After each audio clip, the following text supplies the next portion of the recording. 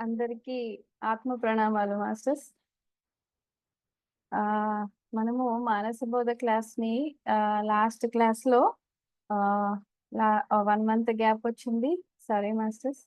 ఆహ్, ఇప్పుడు ఈరోజు మనము మానసబోధని లాస్ట్ మనము ఏ ఏ శ్లోకాలు నేర్చుకున్నామో ఒకసారి గుర్తుకు తెచ్చుకొని మళ్ళీ ఈ శ్లోకాలని కొత్త శ్లోకాన్ని నేర్చుకుందాము.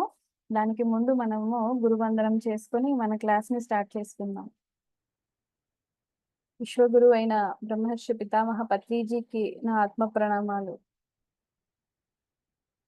వంశీ సార్‌కి, సుకన్య మేడంకి నా ఆత్మ ప్రణామాలు. నాకు గురువుగా, మెంటర్‌గా నన్ను ముందుకు నడిపిస్తున్న హైమ మేడంకి నా ఆత్మ ప్రణామాలు. ఎంతో శ్రద్ధగా ఎన్నో వారాల నుంచి వింటున్న మానస బోధను జ్ఞాన కోణంలో వింటున్న మీ అందరికీ కూడా హృదయపూర్వకంగా నా ఆత్మ ప్రణామాలు తెలియజేసుకుంటున్నాను మాస్టర్స్. అయితే మనము గత క్లాస్‌లో ఏం నేర్చుకున్నాము అనేది ఒకసారి తెలుసుకుని, ఇప్పుడు ఈ వారం మనం నేర్చుకునే శ్లోకాలతో ముందుకెళ్దాం. భువిలోన జీవుని ధన కీర్తిలిమ్మియు రక్షించజాలవు మనసా. సత్య ధర్మములు రెండు ఎల్ల కాలములందు కడతేర్చు జీవుని మనసా. చిత్తమందేవైన దోషాలు దొరలినా తొలగించి వేయుము మనసా. దోషరహితంబైన చిత్తం విముక్తికి అనువైన క్షేత్రము మనసా. అయితే మనము గత వారంలో ఏం తెలుసుకున్నామంటే మాస్టర్స్, ఈ భూమి మీద మనుషులు ఎంతో కష్టపడి ఎంతో ప్రయాసలు కోర్చి వాళ్ళు కష్టపడి ఎంతో ధనాన్ని, కీర్తిని వాళ్ళు సంపాదించుకున్నా కూడా అవేవి ఈ భూమి మీద ఒక జీవిని రక్షించజాలవు అంటున్నారు.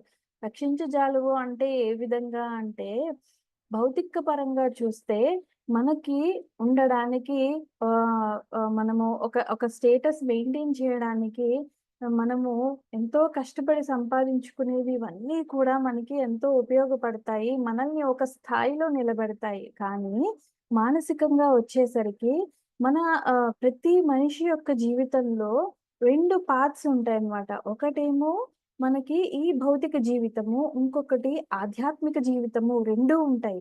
అయితే మనము అజ్ఞానంలో మనము ఏంటో తెలుసుకోకుండా మనం ఏం చేస్తాము అంటే, మనము భౌతికపరమైన ఈ జీవితానికే పరిమితమైపోయి, ఇదే జీవితము.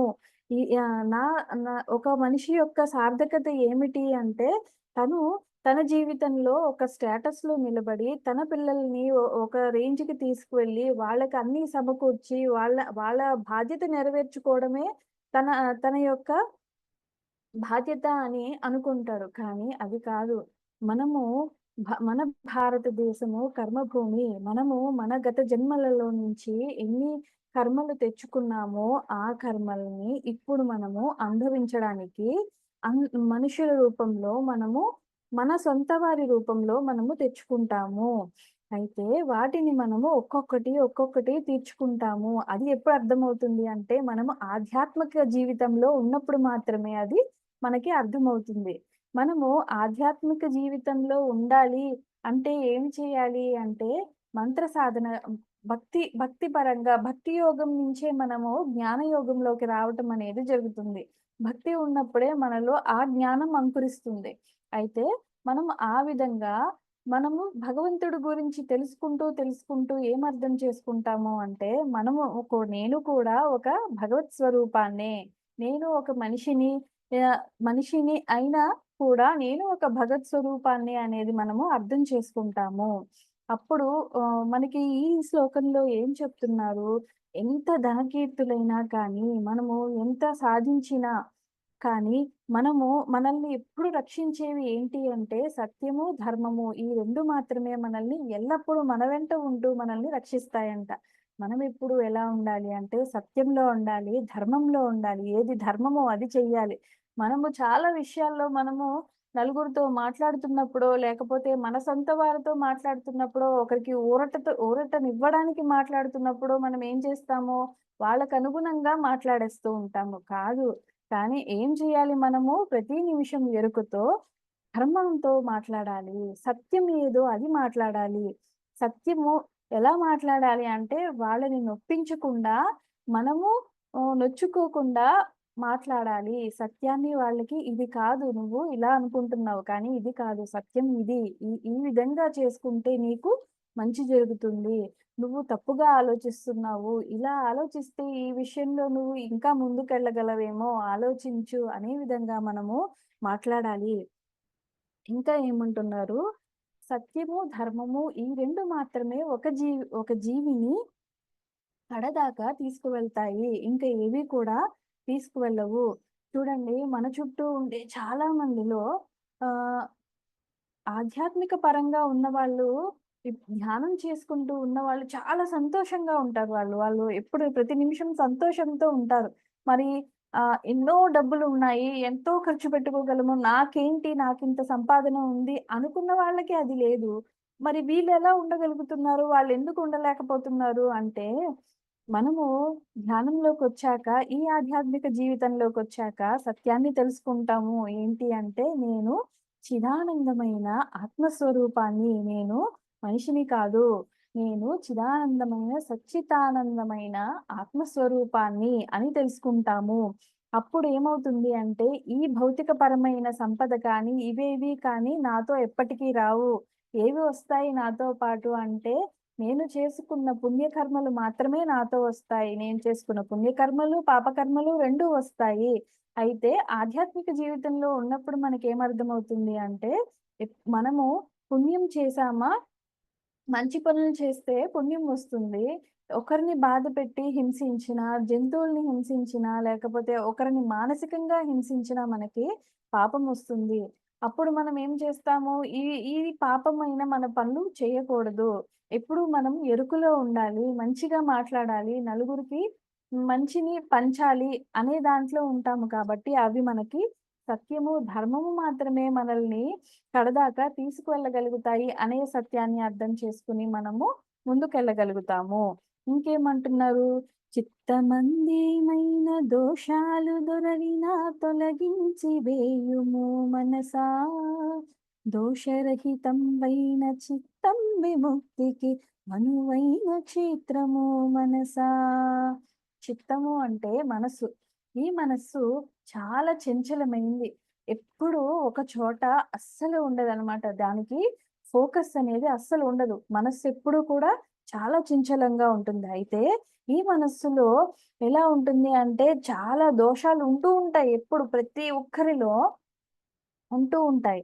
అయితే మనం ఏం చేయాలి అంటే, ఈ ఈ చిత్తంలో ఉన్న ఈ దోషాల్ని మనము తీసేసుకుంటూ ఒక్కొక్కటిగా ఓహో! నేను ఇందులో ఇలా ఉన్నానా? లేకపోతే నేను అసూయ పడుతున్నానా? ఒకరిని చూసి అసూయ పడుతున్నానా? లేకపోతే నన్ను నేను చాలా తక్కువగా చూసుకుంటున్నానా? అలా కాదు. నేను ఆత్మస్వరూపాన్ని. ఆత్మకి అన్నీ సాధ్యమే. మరి నాకిదెందుకు చేతగాదు? నేనెందుకు చేయలేను అంటే మనము అన్నీ చేయగలము. ఆత్మ ఏమైనా చేయగలదు. అంటే మనస్సులోనే అడ్డంకులు మనము పెట్టుకుంటామనమాట. వాటిని మనము బ్లాక్స్ అంటాము. మనకి మనమే అడ్డంకులు సృష్టించుకుంటాము. ఎదుటివారి ఆలోచన ఏ విధంగా ఉన్నా వాళ్ళు నన్ను ఈ విధంగా అనుకుంటున్నారేమో, నన్ను చెడుగా అనుకుంటున్నారేమో, ఇక్కడ నేను చెడుగా ప్రవర్తించానేమో అని మనకి మనమే ఎన్నో విధాలుగా అనుకుంటూ ఇక్కడ ఎవరు అనుకుంటారు అంటే మనస్సు అనుకుంటుంది. ఎందుకు అనుకుంటుంది అంటే దోషాల్లో ఉంటుంది కాబట్టి. అంటే తన ఆలోచన ధోరణి వేరుగా ఉంది కాబట్టి తను ఆ విధంగా అనుకుంటుంది. ఎప్పుడైతే మనం ఈ దోషాల్ని తీసేసుకుంటామో అప్పుడు మనము ముక్తికి దారి కనుక్కోగలుగుతాము. ఎప్పుడైతే ఒక మనస్సు దోషాలు లేకుండా ఉంటుందో, అప్పుడు ఆ మనస్సు ఆహ్, ముక్తికి అనువైన క్షేత్రము అంటున్నారు. ఇంకా మనం ఏమని తెలుసుకున్నాము? ఎప్పుడు కూడా మనము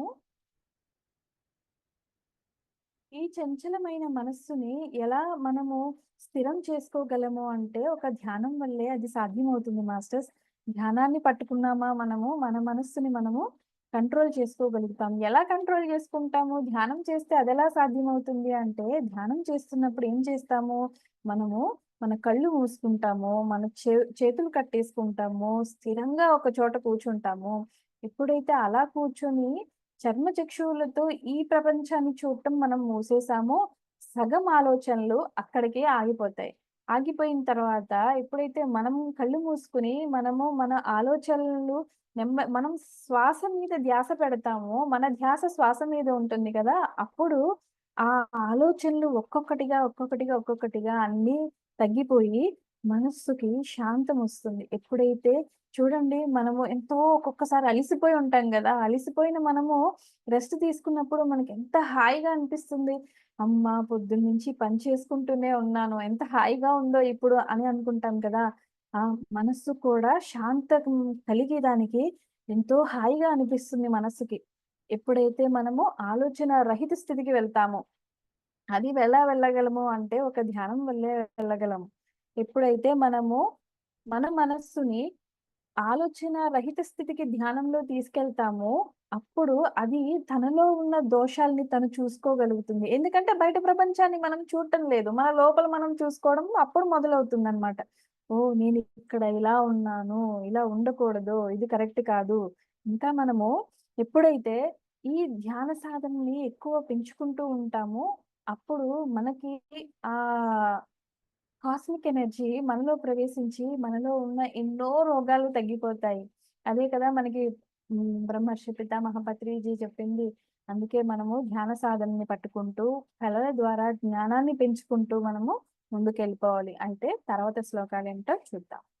మితమైన హితమైన ఆహార సేవచే ఆరోగ్యమే బడయు మనసా ఆధ్యాత్మ రంగమున ఆరోగ్యమే మొదటి అవసరం బగునో ఈ మనసా చూసారా ఏమంటున్నారు మితమైన హితమైన ఆహార సేవతోటి ఆరోగ్యం పెంపొందుతుంది ఎప్పుడూ కూడా మనము మితముగా హితముగా తినాలంట ఆ మితమైన హితమైన ఆహారము ఎలాగా మనకి అంటే ఎప్పుడూ కూడా మన సాధకులే ఎప్పుడూ కూడా ఆహారం నియమాలను చాలా జాగ్రత్తగా మనము చూసుకుంటూ ఉండాలి. మనము హింసతో కూడిన ఆహారాన్ని తీసుకోకూడదు.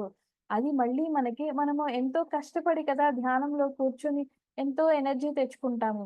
మళ్ళీ ఎప్పుడైతే మనము హింసతో కూడిన ఆహారాన్ని తింటామో అది ఎనర్జీ ప్రతీదీ కూడా మన చుట్టూ ఉన్నది కూడా ఎనర్జీతో నిండే ఉంటుంది.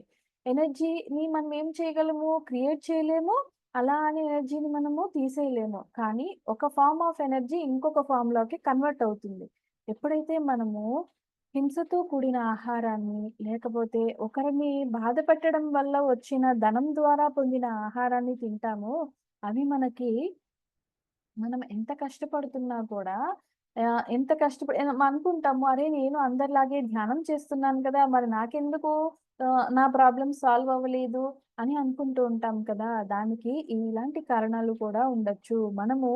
మన సంపాదన ధర్మంగా లేకపోయినా, మనము ఆహారం తీసుకునే విషయంలో మనము మాంసాహారాన్ని తీసుకుంటున్నా, ఇవి మనకి మళ్ళీ బ్లాక్స్ లాగానే ఉంటాయి. మన సమస్యల్ని మనం ఎంత తీసేసుకోవాలని ట్రై చేసినా, మనము జ్ఞానాన్ని తెచ్చుకోలేము దానివల్ల. కాబట్టి మన ఆహ్, హ్మ్, మన దారి ఎప్పుడు అంటే, మన సంపాదన ఎప్పుడు ధర్మంగా ఉండాలి. మనము తీసుకునే ఆహారము మితంగా, హితంగా ఉండాలి. అయితే విద్యా ప్రకాశానందగిరి వారు ఏం చెప్తారంటే, ఎప్పుడూ కూడా మనము ఆహారం తీసుకునే విషయంలో మన పొట్టని మనము 4 భాగాల కింద చేయాలంట. అందులో 2 భాగాలు మాత్రమే ఆహారం తీసుకొని, ఒక భాగాన్ని మొత్తము మంచినీళ్ళతో నింపి, ఇంకొక పావువంతు భాగాన్ని ఎప్పుడూ కూడా మనము ఖాళీగా ఉంచుకోవాలంట.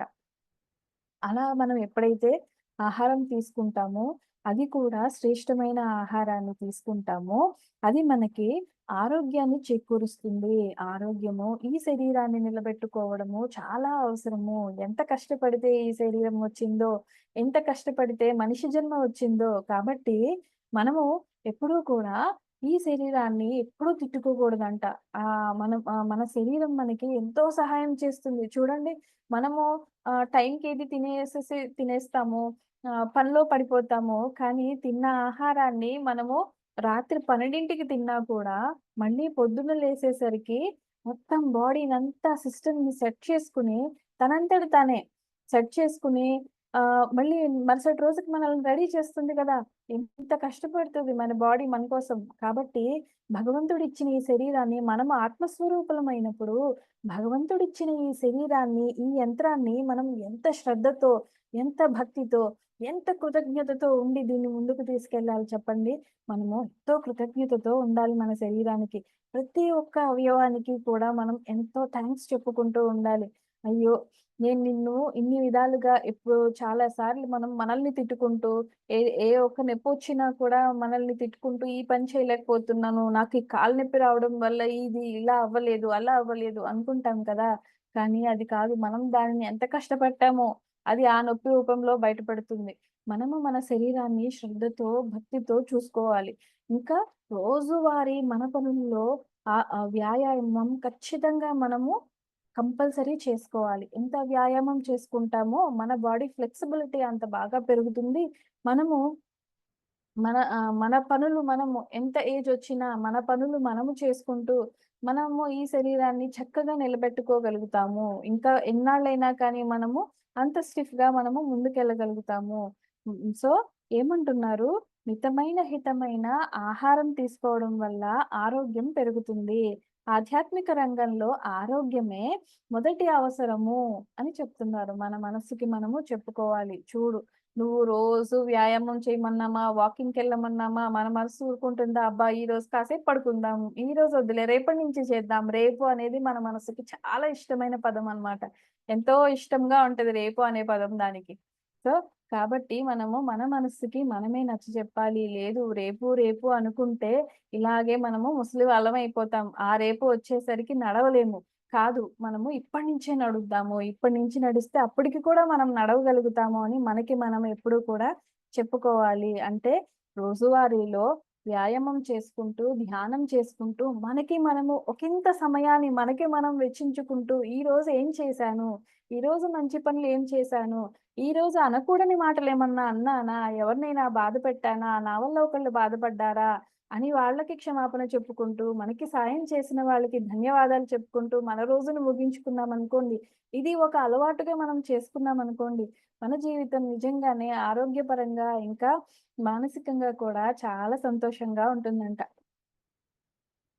దేహమే ఒక నావ జీవుడద్దానిని నడుపుచుండును ఓయి మనసా నావ బాగున్నప్పుడే సంసార సాగరము దాటివేయుమోయి మనసా ఏమంటున్నారు? దేహమే ఒక నావ. అంటే మన శరీరం ఒక పడవ లాంటిది. మరి ఈ పడవను ఎవరు నడుపుతారు అంటే జీవుడు నడుపుతాడు. ఈ జీవుడు నడిపే నావ బాగున్నప్పుడే అంటే ఈ నావని మనము ఏదైనా చూడండి ఇప్పుడు ఒక కారే తీసుకున్నాము. ఆ కార్‌ని మనము మెయింటైన్ చేయడంలో కూడా అది దాని డ్యూరబిలిటీ పెరుగుతుంది. అంటే ఆ నావ ఒక 10 ఏళ్ళు పనిచేయాల్సింది ఒక 20 ఏళ్ళు పనిచేయగలుగుతుంది. ఎప్పుడు పనిచేయగలుగుతుంది? దాన్ని మెయింటెనెన్స్ మనం జాగ్రత్తగా చూసుకున్నప్పుడు. అలాగే మన శరీరం కూడా మన జీవి నడిపిస్తుంది. జీవాత్మ ఈ శరీరాన్ని నడిపిస్తుంది. ఈ శరీరం మంచిగా నడవాలి అంటే మనం ఎలా చూసుకోవాలి ఈ నావని అంటే శ్రద్ధతో, భక్తితో ఇందాక చెప్పుకున్న నియమాలనన్నీ పాటించుకుంటూ నడిపిస్తే ఈ నావ చక్కగా నడుస్తుంది అంట. అయితే ఇవి మాస్టర్స్ మనం గత వారం నేర్చుకున్న శ్లోకాలు. ఇప్పుడు ఈ వారం శ్లోకాలను నేర్చుకుని మనం ముందుకు వెళ్దాం.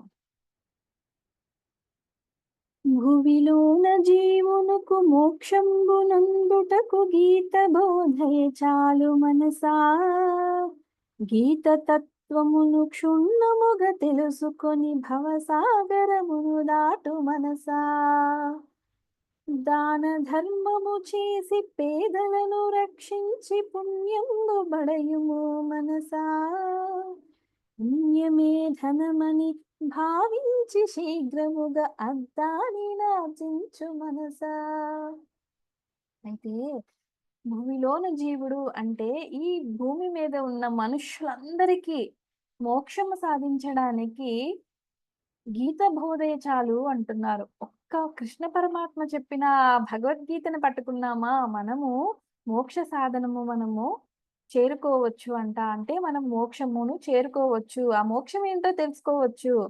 గీత తత్వాన్ని క్షుణ్ణంగా పట్టుకోవాలంట. అందుకే చెప్తారు చూడండి వంశీ సార్ చెప్తారు. ఏమీ అవసరం లేదు. అంటే ఎవరెవరో ఫారెన్ రైటర్స్ రాసిన వాటిని ట్రాన్స్‌లేట్ చేసుకొని బుక్స్ తెలుగులో చదివే అవసరం లేనే లేదు. ఒక్క పరమాత్మ అందించిన ఆ భగవద్గీతని పట్టుకోండి. దాన్ని క్షుణ్ణంగా నేర్చుకుందాం. ఏం చెప్పాడు ఇక్కడ కృష్ణ పరమాత్మ? ఏం చెయ్యమంటున్నాడు మనల్ని? అని గట్టిగా పట్టుకున్నామనుకోండి, ఈ భవసాగరాన్ని ఈజీగా దాటేయొచ్చంట. నాకు ఒక డౌటొచ్చింది. ఏంటి అంటే, మరి ఆహ్, త్రేతాయుగం అయిపోయింది. ఆహ్, త్రేతాయుగము, ద్వాపర యుగము, ఇప్పుడు కలియుగంలో ఉన్నాం కదా మనము.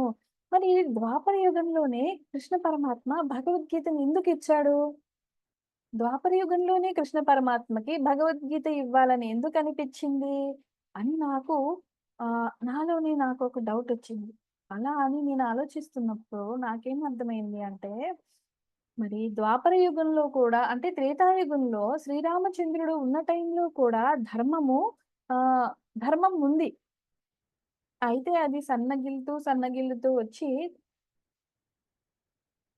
ద్వాపర యుగానికొచ్చేసరికి అది ఆహ్ ఇంక నెక్స్ట్ కలియుగమే కదా! ద్వాపర యుగానికొచ్చేసరికి అది ధర్మము తగ్గిపోయింది. ఒక కుటుంబంలోనే కొట్లాటలు, ఈర్ష్య, అసూయ, ద్వేషం ఇవన్నీ పెరిగిపోయినియి. అంటే ద్వాపర యుగంలోనే ఇవి ఇంత పెరిగిపోతే కలిపురుషుడు ఎలా ఉంటాడు? కలి ధర్మం ఏమిటి అంటే ఎప్పుడూ కూడా ఆహ్, చాలా, చాలా నీచమైన పనులు జరుగుతూ అధర్మము ఎక్కువ పెరిగిపోయేది కలియుగంలో.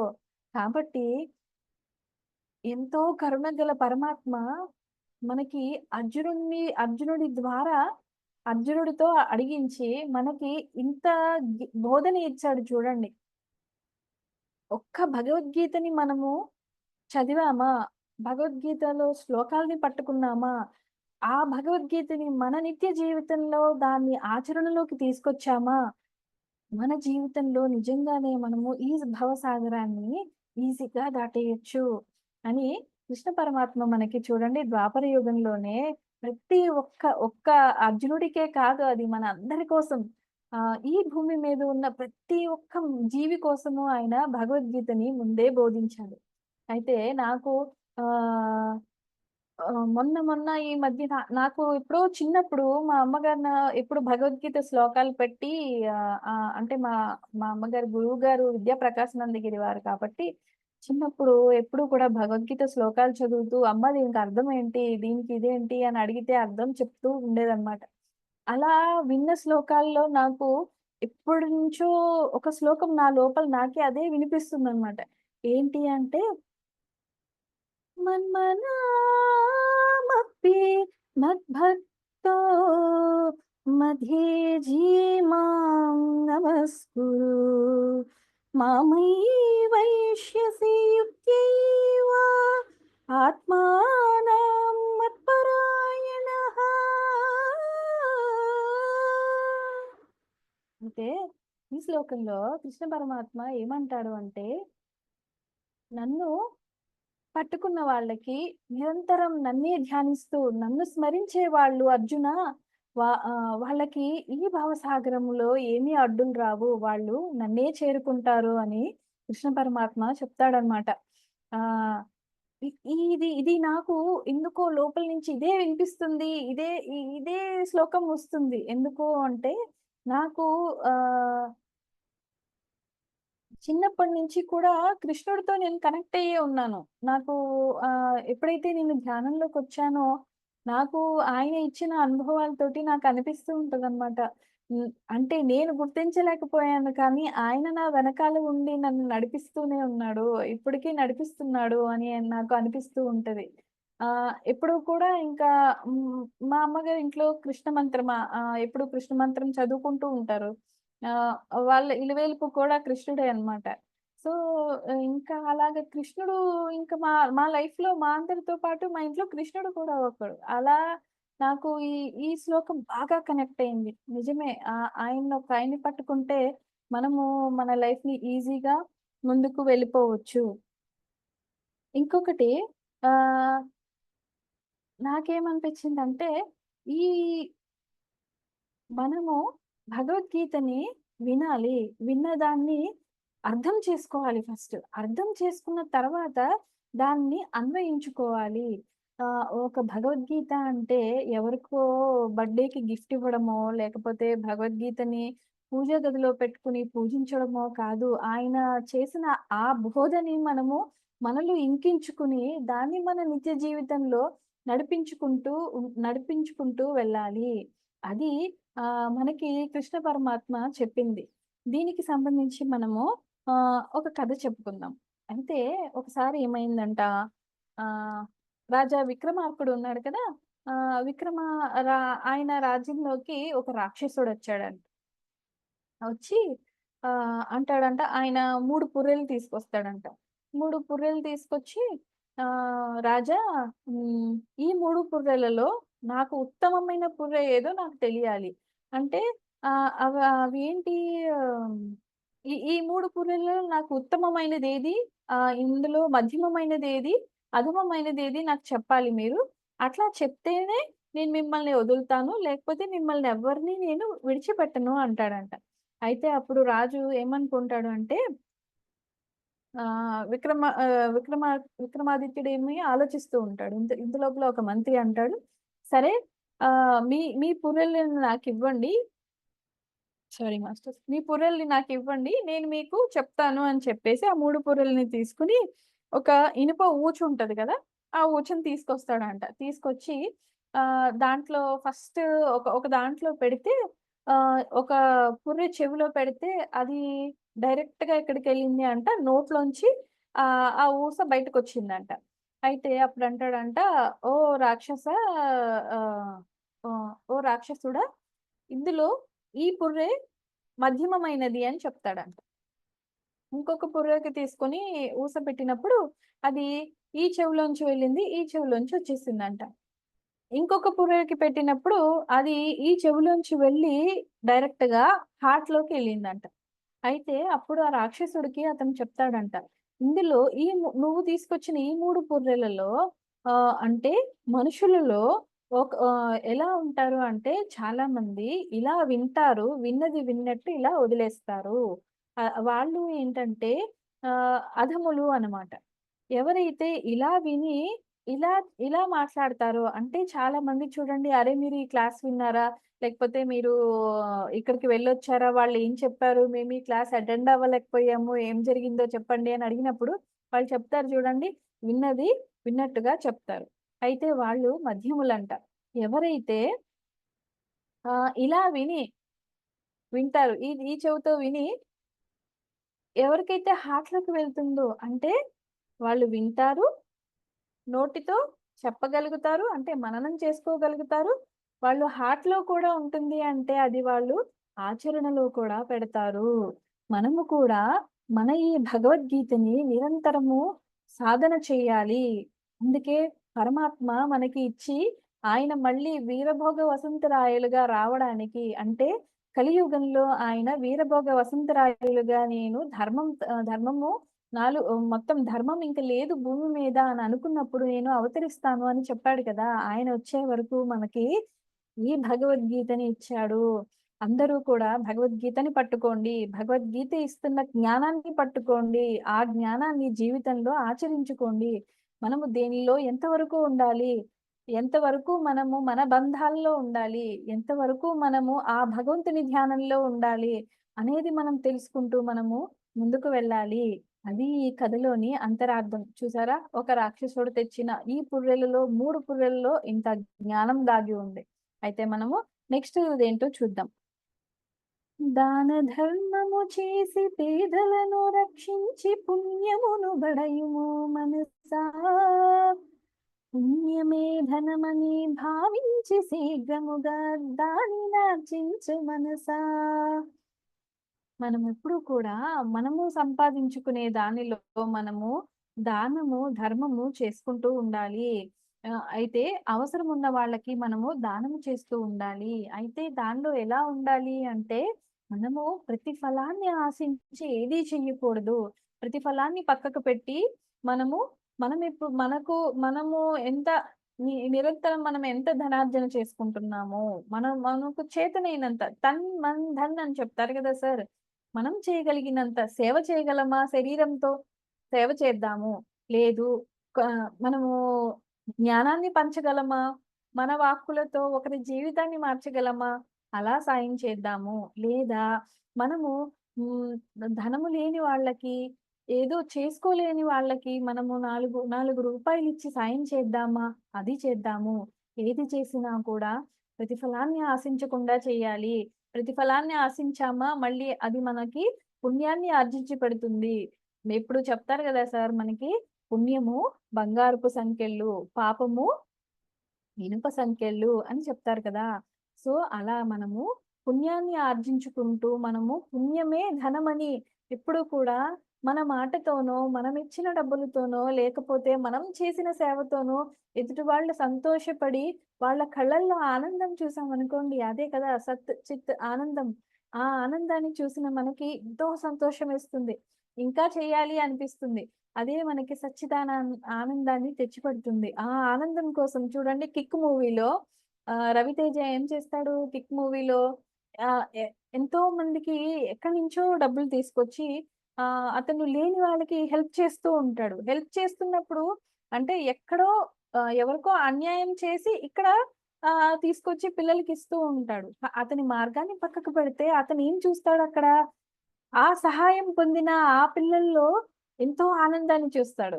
ఆ ఆనందాన్ని చూసిన అతను అతనికి ఆ సచ్చిదానందాన్ని తీసుకున్న అతను ఏం చేస్తాడంటే, ఇంకా ఇలాంటి పనులు చేయాలి, ఇంకా ఇలాంటి పనులు చేయాలి అనుకుంటాడు కదా! అట్లా మనం కూడా నిరంతరము మనము ధ్యానులమైపోయాము. ధ్యాన సాధన చేసుకుంటున్నాము. ఈ సాధనలో మనం ముందుకెళ్తూ ఎంతో ఎరుకని పెంచుకుంటూ మనం కూడా నలుగురికి హ్మ్. ఎంత వీలైతే అంత తన్, మన్, ధన్‌లో సహాయపడుతూ ఉండడం వల్ల మనము మన జీవిత గమ్యాన్ని చేరుకోవచ్చు.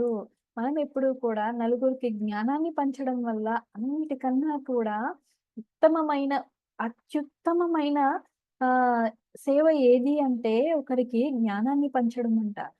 చూడండి అందుకే మనకి ఒక క్లాస్ చెప్పే భాగ్యమొచ్చినా, లేకపోతే మ్యూజిక్ షేర్ చేసే భాగ్యమొచ్చినా, లేకపోతే కర్మ ధ్యానం చేపిచ్చే భాగ్యమొచ్చినా, ఎంతో సంతోషంతో భగవంతుడా నాకీ అవకాశం ఇచ్చావా అని ధన్యవాదాలు చెప్పుకుంటూ మనము చేసుకుంటూ వెళ్ళామనుకోండి. అందులో కూడా మనము మన కోసమే చేస్తాం అది కూడా. అది మనం మన కోసం చేసుకుంటుంది తప్ప, వాళ్ళ కోసమో, వాళ్ళకి మంచి జరగాలని చేస్తుందో అని కాదు. మన ఇంటెన్షన్ అక్కడ ఎలా ఉండాలి అంటే, ఇది నా కోసము నేను చేసుకుంటున్నాను.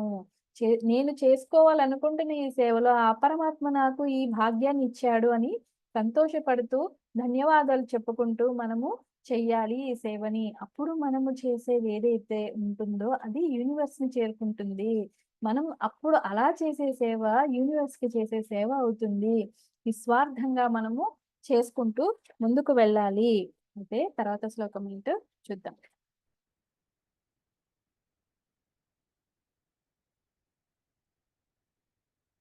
ఇటునటు పరుగెత్తు ఇంద్రియమ్ములనెల్లాదుపులో నుంచుము మనసా. అదుపు తప్పిన గుర్రాలు బండిని పడవైచు జాగరూకతనుందు మనసా. దేహమే రథమని బుద్ధియే సారథని బాగుగా తెలుసుకో మనసా. బుద్ధి కుశలత చేత ఇంద్రియంబుల నడచి గమ్యాన్ని చేరుకో మనసా. అయితే ఇక్కడ ఏమంటున్నారు చూడండి. ఇటు అటు పరిగెత్తే ఇంద్రియాలు ఎప్పుడూ కూడా వాటిని మనము అదుపులో ఉంచుకోవాలి. లేకపోతే అవి ఏం చేస్తాయి అంటే అదుపు తప్పిన గుర్రాలు బండినెలా పడేస్తాయో, అలాగా మన ఇంద్రియాలు మనల్ని ఈ భౌతిక ప్రపంచంలో ఇంకా ఇంకా కూరుకుపోయేలా చేసి, అసలు మనకి తెలియకుండానే మన జీవితంలో పాతాళంలోకెళ్ళిపోయేలాగా చేస్తాయి. అందుకే ఎప్పుడు కూడా మనము మన ఇంద్రియాలని అదుపులో ఉంచుకోవాలి అని చెప్తున్నారు. మరి ఈ ఇంద్రియాలు అసలు ఎలా అదుపులో ఉంటాయి?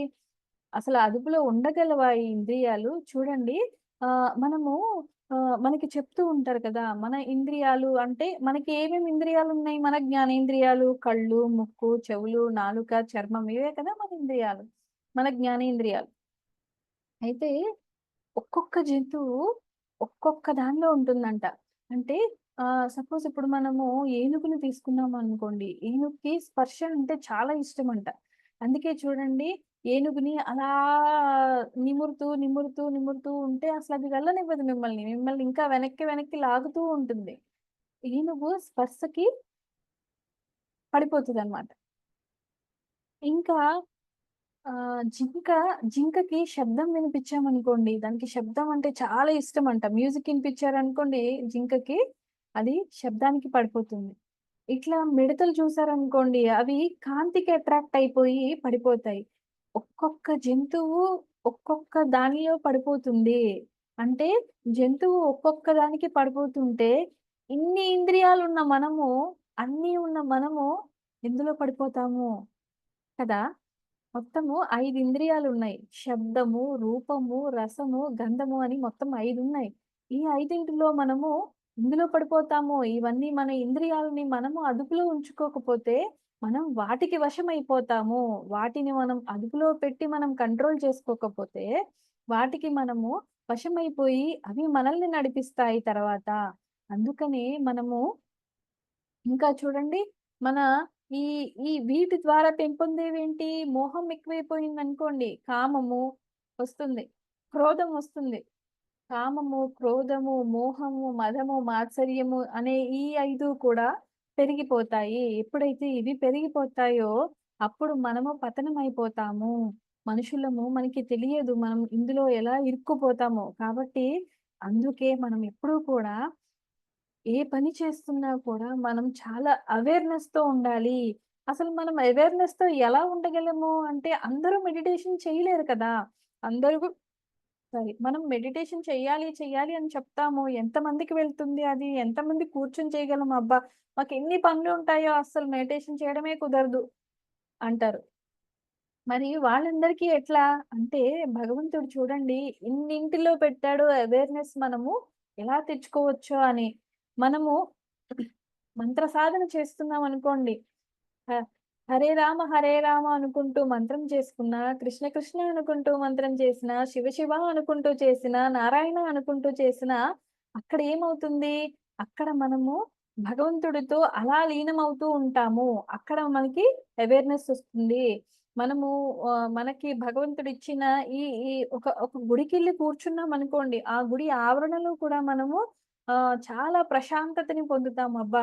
ఎంత ప్రశాంతంగా ఉందో ఇవాళ గుడికెళ్ళాము అంటాం. అక్కడ కూడా మనకి అలా మనం ఎప్పుడైతే నిశ్శబ్దంలోకెళ్తామో అప్పుడు మనకి అవేర్‌నెస్ ఒస్తుంది. భగవంతుడు చూడండి యోగా చేస్తారా? యోగా చేసే ప్రతి ఒక్కరిలో అవేర్‌నెస్ ఉంటుంది. డాన్స్ చేస్తారా? డాన్స్ చేసే ప్రతి ఒక్కరిలో అవేర్‌నెస్ ఉంటుంది. ఏదో ఒక యాక్టివిటీ వాళ్ళు చేసే దానిలో వాళ్ళకి అవేర్‌నెస్ అనేది పెరుగుతుంది. భగవంతుడు చూడండి ఆయన ఎప్పుడూ కూడా తన పిల్లల్ని తను మనం ఆయనే మనమే ఆయనే కదా! ఎప్పుడూ కూడా ఆయన మన చుట్టూ మనల్ని ఎంత సేఫ్‌గా, సెక్యూర్డ్‌గా చూసుకుంటాడో, అన్నింటిలో ఆయన ఉంటూ, నేను ఇందులో ఉన్నాను, ఇందులో లేను అని మనకి తెలియజేస్తూ ఎంత హెల్ప్ చేస్తున్నాడు మనకి. కాబట్టి మనము అవేర్‌నెస్‌తో ఉండాలి. అవేర్‌నెస్‌తో ఉంటూ మన ఆహ్, మనల్ని మనము కంట్రోల్ చేసుకోగలగాలి. ఎక్కడ మనకి కోపమొస్తుంది? ఎక్కడ మనము దేనికి అట్రాక్ట్ అయిపోతున్నాము? ఇప్పుడు బాగా చూడండి బాగా ఫుడ్డీస్ ఉంటారు కొంతమంది. నేను బాగా ఫుడ్డీగా ఉన్నానా? లేకపోతే నాలుక టేస్ట్ చూడండి మనం ఏది తిన్నా కూడా ఎంత తిన్నా, ఏది తిన్నా నాలుక వరకే. నాలుక దాటిన తర్వాత, గొంతు దిగిన తర్వాత ఆ ఫుడ్ ఏదైనా కానీ మనకు తెలీదు. మనం చాలా మంది నాన్ వెజిటేరియన్స్ మంచిది కాదు. వెజిటేరియన్ ఫుడ్డే మంచిది మనకి అని చెప్తున్నా కూడా వాళ్ళెందుకు మానలేరు అంటే ఒక రుచి కోసమే. ఆ ఒక్క రుచి తప్పితే అందులో అంతకు మించి ఏమీ లేదు కదా! అందుకే మనము మన నాలుకను కూడా మనం కంట్రోల్‌లో ఉంచుకోవాలి. మన ఫుడ్‌ని మనం కంట్రోల్డ్‌గా తినాలి. మన మాటలు మనకి కంట్రోల్‌లో ఉండాలి. మనం చూసే చూపు మనకి కంట్రోల్‌లో ఉండాలి. ఒకరిని తక్కువగా చూడకూడదు. ఒకరిని ఎక్కువగాను చూడకూడదు. అందరినీ మనము సమానంగా చూడగలగాలి. దానికన్నా ముందు తోటి వారిని నువ్వలే చూడు మనసా అని చెప్తారు కదా మనకి. మనము మనలాగే ఎదుటి వాళ్ళని కూడా చూసుకుంటూ ఉండాలి అనేది మనకి చెప్తున్నారు. ఇలా మనము ఇలా చేసుకుంటూ ముందుకు వెళ్ళాలి. అయితే దీనికి సంబంధించి ఒక చిన్న కథ చెప్పుకుందాం. ఒక ఊర్లో హ్మ్. ఒక బావి ఉందంట. అయితే ఆ ఊర్లో వాళ్ళందరూ కూడా ఆ బావిలో నీళ్లు తియ్యగా ఉంటాయని, ఆ బావిలో నీళ్లు వాడుకుంటూ ఉంటారంట. కానీ ఆ బావికి ఎలా అంటే ఒక బావి చుట్టూ ఒక గోడ ఇలా ఉంటుంది గదా! బావి లోపల నీళ్లుంటాయి కదా! కానీ అలా లేదంట. దానికి ఆ గోడ లేదంట. లోపలికి వంగి నీళ్లు తోడుకుని వాళ్ళు వెళ్ళిపోతూ ఉంటారంట. కానీ ఎవరు కూడా శ్రద్ధ పెట్టి దానికొక గోడ కట్టించడం కానీ, గేలాలు పెట్టడం గానీ చేయలేదంట. కానీ నీళ్ళు మాత్రం వాడుకుంటున్నారు. ఒకరోజు ఏమైంది, ఒకరోజు రాత్రి ఆ బావిలో అక్కడ బావి ఉంది అని తెలియక ఎక్కడి నుంచో నడుచుకుంటూ వస్తున్న ఒక కుక్క బావిలో పడిపోయిందంట. బావిలో పడిపోతే పాపం ఈదుకుంటూ, ఈదుకుంటూ, ఈదుకుంటూ వెళ్తుందా అది ఏమైందప్పుడు పైకి రాలేక అది లోపలే కొట్టుకొని, కొట్టుకొని చనిపోతదంట వాటర్‌లోనే. ఆ బావిలో నీళ్ళలోనే చనిపోతది. తర్వాత రోజు మంచినీళ్ళు పట్టుకుందామని వచ్చిన వాళ్ళకి ఆ నీళ్లు పట్టుకున్నప్పుడు అవి వేరే దుర్వాసన వచ్చినట్టు అనిపిస్తదనమాట. అరే! వాసనొస్తున్నాయి ఈ బావిలో నీళ్ళు అనుకుంటారు. ఏం చేయాలో వాళ్ళకి అర్థం గాదు. ఒక బిందె, 2 బిందెలు అలా ఎన్నో బిందెలు తోడతారనమాట బావిలో నీళ్ళు. ఎన్ని బిందెలు తోడినా కూడా వాసన పోదు. ఇంకా అలిసిపోయి కొంతమంది అక్కడ కూర్చుంటారంట పక్కన. పక్కన కూర్చొని, "అయ్యో! బావిలో నీటికి అసలు ఏమైంది? ఇలా వాసన వస్తున్నాయేంటి?" అనంటే, అసలు అడుగున ఏమన్నా పడిందో ఏమో ఒకసారి చూద్దామని ఒక గజ ఈతగాడిని తీసుకొచ్చి ఆ బావిలోకి దింపి వెతకమంటారంట. ఏమన్నా ఉందా? ఎందుకిట్లా అవుతుంది అని. అప్పుడు అతను వెతికి ఇందులో ఒక కుక్క చనిపోయింది అని చెప్పేసి ఆ కుక్కని బయటికి తీసేస్తాడంట. ఆ కుక్కని బయటికి తీసిన తర్వాత, అప్పుడు ఆ కుక్కని వాళ్ళు తీసుకెళ్ళి ఎక్కడో పాతిపెట్టేసిన తర్వాత, ఇంకా కొన్ని నీళ్లు తోడేసిన తర్వాత, అప్పుడు ఆ నీళ్లు మంచిగా అనిపించినియంట వాళ్ళకి. అప్పుడు వాళ్ళు ఏం చేస్తారు అంటే, ఆహ్, బావి చుట్టూ గోడ కట్టి, దానికి గేలం పెట్టి, దానికి చేదలవి పెడతారంట. అయితే చూడండి, ఆ కుక్క ఎప్పుడు ఎప్పుడు పడిపోయింది? రాత్రి పడిపోయింది. అర్ధరాత్రి వేళలో అది పడిపోయింది. అది పడిపోయిన సంగతి వాళ్ళకి తెలీదు. వాసనొస్తుంది, వాసనొస్తుంది అని నీళ్ళు వాసనొస్తుంది అనుకుంటున్నారు. కానీ ఆ కుక్క చనిపోవడం వల్ల వాసనొస్తుంది అని వాళ్ళు తర్వాత ఎప్పుడుకో గమనించుకుంటారు. అలాగా మనం కూడా మనలో క్రోధము వచ్చిందా? మోహం ఉందా? లేకపోతే మదం ఉందా? మాత్సర్యం ఉందా? ఏమి ఉంది అనేది మనము మనకి తెలియకుండానే అవి మనలో వచ్చేస్తాయి. అహంకారమైనా సరే, ఏదైనా కానీ మనకి తెలియకుండానే మన లోపలికి వచ్చేస్తాయి. అందుకే మనం ఎప్పుడూ కూడా జాగరూకతతో, ఎరుకతో ఉంటూ, మనల్ని మనం చెక్ చేసుకుంటూ, నిరంతరం సెల్ఫ్ చెక్ చేసుకుంటూ మనము ముందుకు వెళ్ళాలి. మనలో ఏముందో పోన్లే అప్పటికప్పుడు మనం ఎవరినైనా బాధ పెట్టినా, తెలియక బాధ పెట్టినా, అరే! నేను ఇలా అని ఒక మనిషిని బాధ పెట్టానే అని వాళ్ళకి క్షమాపణ చెప్పుకుని, నెక్స్ట్ మళ్ళీ మనల్ని సరిచేసుకుంటూ మనము ముందుకు వెళ్ళాలి. తప్పులు చేయడం తప్పు కాదు. కానీ తప్పును తెలుసుకోకపోవడం తప్పు. దాన్ని సరిచేసుకోకపోవడం తప్పు అవుతుంది. కాబట్టి మనము అందరము తప్పులు చేసేవాళ్ళమే, చేసిన వాళ్ళమే. కాబట్టి మనం ముందు ముందు మనము తప్పులు చేయకుండా మనల్ని మనం సరిచేసుకుంటూ మనము ముందుకు వెళ్ళిపోదాం. అయితే నెక్స్ట్ శ్లోకం ఏంటో చూద్దాం. దేహమే రథమని బుద్ధియే సారథని బాగుగా తెలుసుకో మనసా. బుద్ధి కుశలత చేత ఇంద్రియంబుల మెల్ల బుద్ధి కుశలత చేత ఇంద్రియంబుల ననచి గమ్యము చేరుకో మనసా. అయితే మనము బుద్ధి, బుద్ధి కుశలత ఎప్పుడైతే మనము మన బుద్ధిని పెంచుకుంటామో, అప్పుడు మన తప్పు తెలుస్తుంది. అప్పటి వరకు కూడా మనకి తప్పు తెలీదు. నేనే కరెక్ట్, వాళ్ళే రాంగ్ అనుకుంటామనమాట. మనము మన బుద్ధి తెలియనంత వరకు కూడా, మన బుద్ధి పెరగనంత వరకు కూడా మనమే కరెక్ట్. ఎదుటి వాళ్ళు రాంగ్ అంతే. అలాగే ఉంటాము, అలాగే అంటాము. ఎప్పుడైతే మనం మన బుద్ధిని పెంచుకుంటామో మన బుద్ధిని మనకి సారథిగా చేసుకుంటామో, అప్పుడు మనము ఈ ఇంద్రియాలని మనము అణచగలుగుతాము. ఈ ఇంద్రియాలని మనము కంట్రోల్‌లో పెట్టుకోగలుగుతాము. దీనికి ఒక చిన్న ఎగ్జాంపుల్ చెప్తాను చూడండి.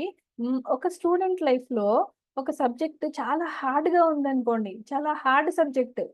ఎప్పుడైతే ఆ స్టూడెంట్ రోజు సపోజ్ మ్యాథ్సే చాలా హార్డ్ అనుకోండి. మ్యాథ్స్ సబ్జెక్ట్ చాలా హార్డ్ ఒక స్టూడెంట్‌కి. ఆ స్టూడెంట్ ఏం చేస్తాడు? రోజు ఇంటికి రాంగానే హోమ్ వర్క్ చేయడము, లేకపోతే మ్యాథ్స్ సబ్జెక్ట్‌కి తను ట్యూషన్‌కి వెళ్ళడము, అట్లా చేస్తూ ప్రాక్టీస్ చేశాడనుకోండి. ఈజీగా తను ఎగ్జామ్‌లో గెట్ ఆన్ అయిపోగలుగుతాడు. అదే స్టూడెంట్ భయంగా ఉంటూ మ్యాథ్స్ నాకు రాదు అని దాన్ని దూరం పెడుతూ ఉన్నాడనుకోండి. ఏం చేస్తాడు? ఎగ్జామ్‌లో ఫెయిల్ అయిపోతాడు. అక్కడ ఏమవుతుంది? ఎప్పుడైతే తను సాధన చేస్తూ ఉన్నాడో, దాన్ని ఈజీగా తన గ్రిప్‌లో పెట్టుకోగలిగాడు సబ్జెక్ట్‌ని. ఎప్పుడైతే తను సాధన చెయ్యకుండా భయపడుతూ, దూరం పెడుతూ వచ్చాడో, సబ్జెక్ట్ అతనిని గ్రిప్‌లోకి తీసేసుకుంటుంది. ఎప్పుడైతే తన సబ్జెక్ట్ గ్రిప్‌లోకెళ్ళిపోయాడో, ఫెయిల్ అయిపోతాడు. పాస్ అవ్వడు. ఇది నాకు నేను ఇంటర్ చదువుతున్నప్పుడు మా సార్ చెప్పింది నాకు. అది ఇప్పటికి నాకెప్పుడు అలా గుర్తొస్తూ ఉంటుంది. అది ఒక సబ్జెక్టే అవ్వచ్చు. ఇంకొకటి మన ఇంద్రియాలే అవ్వచ్చు. చూడండి మనం సాధన చేస్తూ వాటిని మనం గ్రిప్‌లో పెట్టుకోలేదనుకోండి, అవి మనల్ని మనతో అవి ఆడుకుంటాయి. అందుకే మనం ఎప్పుడు కూడా సాధన చేసుకుంటూ, సెల్ఫ్ చెక్ చేసుకుంటూ నిరంతరం ఉంటూ ముందుకు వెళ్ళిపోతూ ఉండాలి. అయితే దీనికి సంబంధించి ఒక చిన్న కథ చెప్పుకొని ఈ వారం క్లోజ్ చేసుకుందాం. ఒకసారి ఏమైందంట, ఒక అడవిలో జంతువులన్నీ కూడా హ్మ్, మాట్లాడుకుంటున్నాయంట. అందులో నక్కకి ఒక ఐడియా వచ్చిందంట. నక్క అనుకుంటుందంట, అరే! నాకిన్ని తెలివితేటలున్నాయి. కానీ మనిషి మాత్రం అందరికన్నా ముందుంటాడు. మనిషే ఎందుకు ముందుండాలి? ఒక జంతువు ఎందుకు ముందుండకూడదు? మనిషికే అగ్రతాంబూలం ఎందుకివ్వాలి? అన్నిటికన్నా గ్రేట్ మనిషిని ఎందుకనాలి? జంతువులు ఎందుకవ్వకూడదు? అని చెప్పేసి ఈసారి నేనెలాగైనా సరే మనిషి కాదు, జంతువే గ్రేట్ అనే దాన్ని నేను నిరూపించాలి అని అనుకుంటుందనమాట. అనుకుని అలా అడవిలో ఒక్కొక్క జంతువుకి చెప్తూ మొత్తం తన సమూహాన్ని మొత్తం ఎలాగైనా సరే ఈ రోజుతో మనిషా గ్రేట్, జంతువా గ్రేట్ తేల్చాలి అని అనుకుంటదనమాట. అనుకుని ఆ జంతువులందరిని పోగేసుకొని వెళ్తదనమాట. ఒక ముని దగ్గరికి. ఒక ముని అక్కడ తపస్సు చేసుకుంటూ ఉంటే ముని దగ్గరికెళ్తది. ముని దగ్గరికెళ్ళి మునిని అడుగుతదనమాట. మునివర్య ఎందుకు అంటే ఆహ్, ఎత్తులకి పై ఎత్తులు వేయడంలోనా? లేకపోతే పరాక్రమంలోనా? లేకపోతే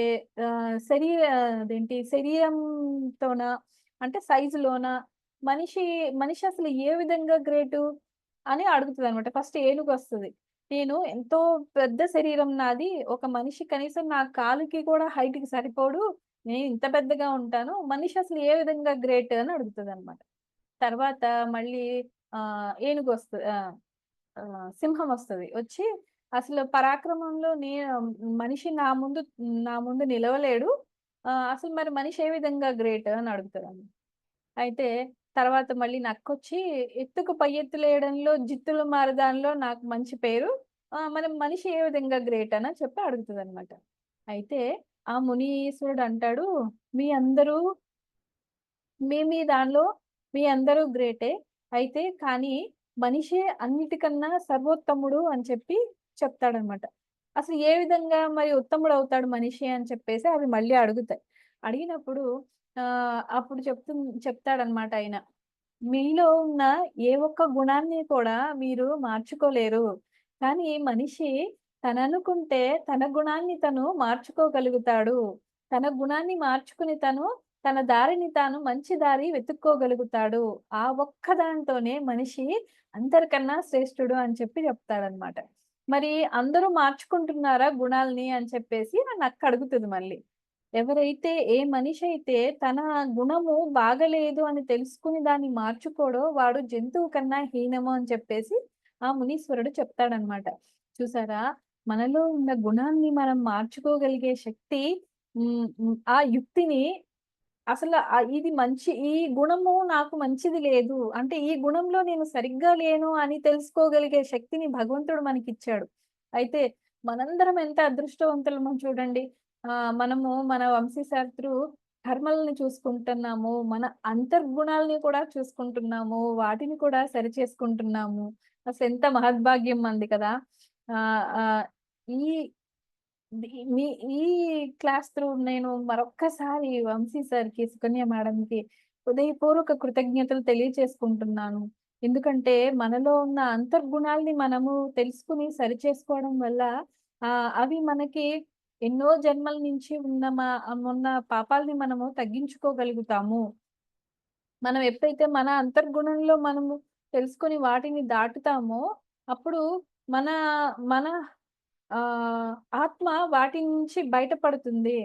దాని ద్వారా మనం కొన్ని జన్మలను తగ్గించుకున్న వాళ్ళమవుతాము. అయితే ఇదంతా ఎలా అవుతుంది అంటే, మన సాధన ద్వారే అవుతుంది. క్లాస్ చెప్తారు. అందరూ వింటారు. అందరూ విన్న వాళ్ళలో కొంతమంది అందులో బాగా ముందుకెళ్తారు. కొంతమంది వెళ్ళలేరు. అంటే ఎందుకు అంటే సాధనే. ఎంత సాధన చేస్తామో అంత ముందుకు వెళ్తాము. ఎంత సాధనలో మనము అవ్వట్లేదు, ఈరోజు అవ్వలేదు, రేపు చేద్దాము, రేపు అవ్వట్లేదు, ఎల్లుండి చేద్దాం అనుకుంటా ఉన్నామో మనము వెనకబడిపోతాము. ఈరోజు సమయము రేపు రాదు.